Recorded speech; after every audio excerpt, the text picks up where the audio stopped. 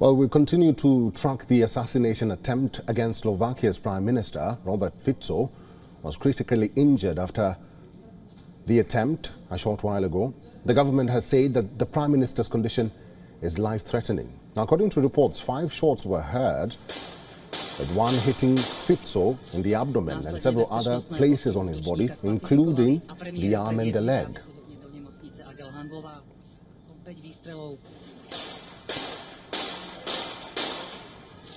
Následne bezpečnostné zložky útočníka spacifikovali a premiéra previezli pravdepodobne do nemocnice Handlova. An eyewitness described what she heard as the Prime Minister was leaving a government meeting in Handlova, northeast of the capital Bratislava.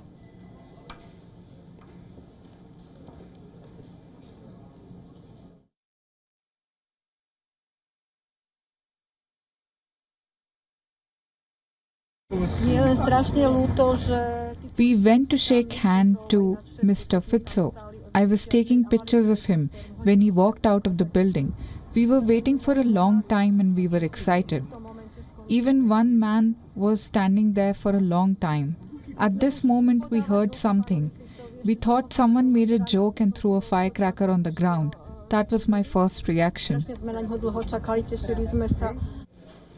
These are the images from the venue where Fico addressed a press conference in Handlova. Fico was in the city as part of a countrywide tour after coming to power late last year. The leader was greeting people in front of a cultural community centre in Handlova, and several shots were heard. The 59-year-old was rushed to a nearby hospital and was eventually airlifted to another facility in the city of Banska Bystrica for urgent treatment. Fico's staff have said that transferring the Prime Minister to the capital Bratislava would take too long given his critical condition. The visuals on your screen are of police authorities arresting and handcuffing a suspect. Preliminary reports say that the suspect has been taken into custody. He's a man in his early 70s. His identity and the motive behind this attack is still not known. Slovakia's president has reacted to the incident, condemning the assassination attempt on her political rival.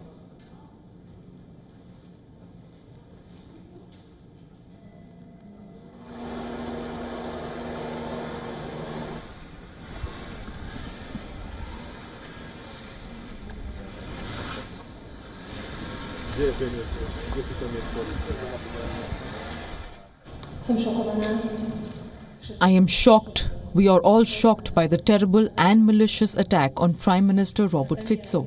Something serious has happened that we can't even realize yet.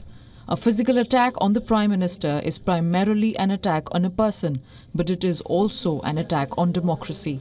Any violence is unacceptable. Several European Union leaders have expressed shock at the assassination attempt. Hungarian Prime Minister Viktor Orban expressed deep shock over what he says, and I quote, "a heinous attack against my friend."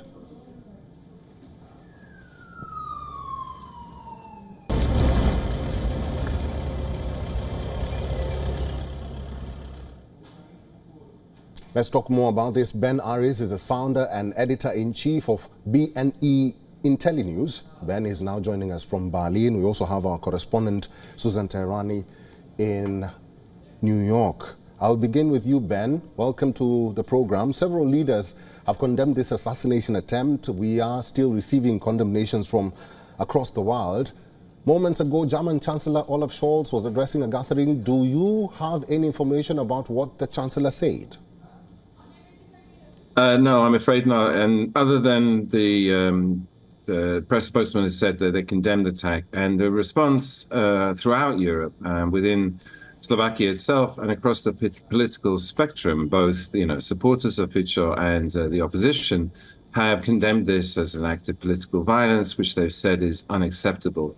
For example, the main opposition party was going to have a protest scheduled for later today against some reforms going on with the state TV, and they've cancelled that in solidarity. So it's been fairly uniform that the condemnation from all sides has been universal against this attempted assassination attempt.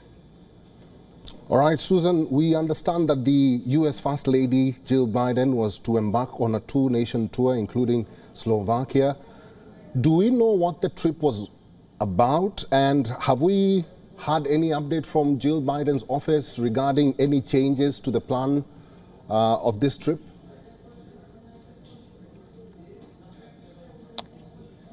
So the First Lady was planning on making this 4-day world tour, not only to Slovakia, but Romania as well, to meet with Ukrainian refugees. There are about 380,000 of them in Slovakia.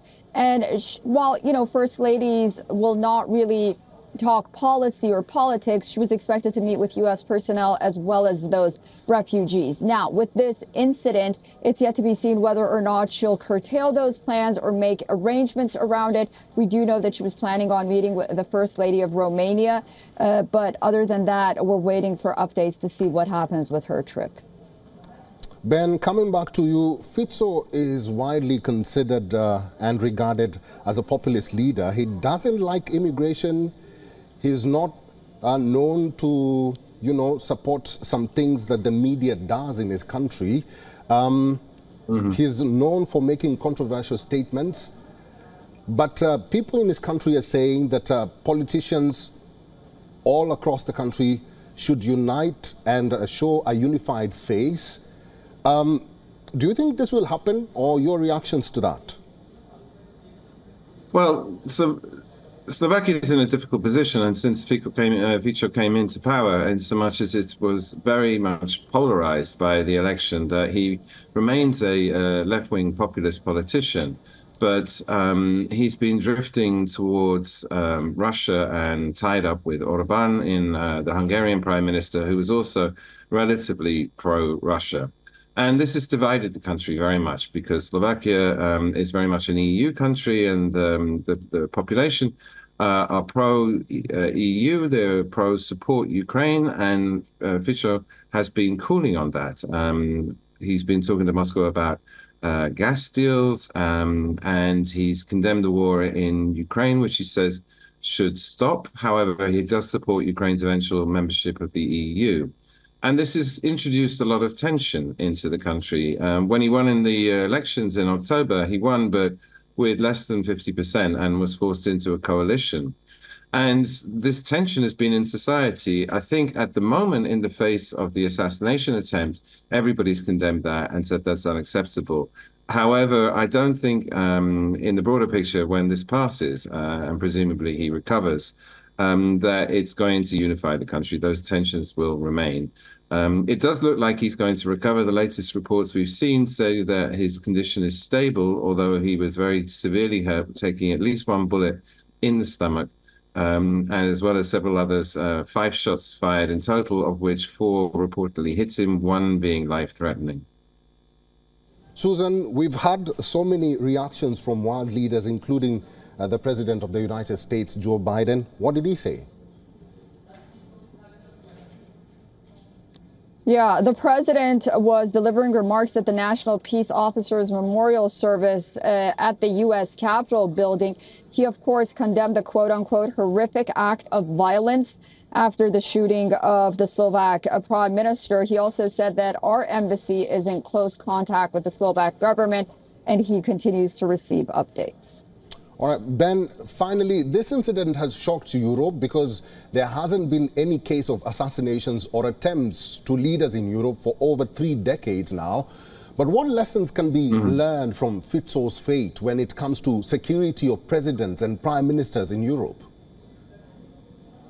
It's got to be tight. We're seeing in Europe a lurch towards the right, growing xenophobia due to the tensions. The economic situation has been difficult. I mean, some of the motives behind this attack that have been suggested is the economic hardship that was a result of first Corona and then the energy crisis and now the ongoing war. And then Europe has been flooded with millions of refugees. To Poland, Slovakia itself has, just under 400,000. And these are introducing tensions into society that we haven't seen. And at the same time, the economic slowdown in Europe as a whole is putting more and more people under pressure.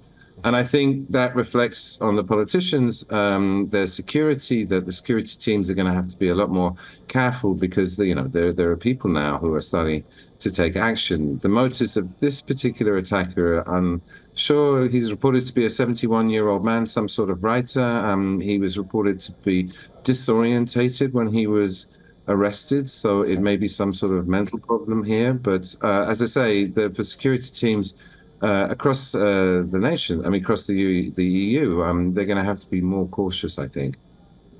All right, our correspondent Susan Teherani in New York and Ben Aris, thank you both for talking to us today. Thank you. For all the latest news, download the WION app and subscribe to our YouTube channel.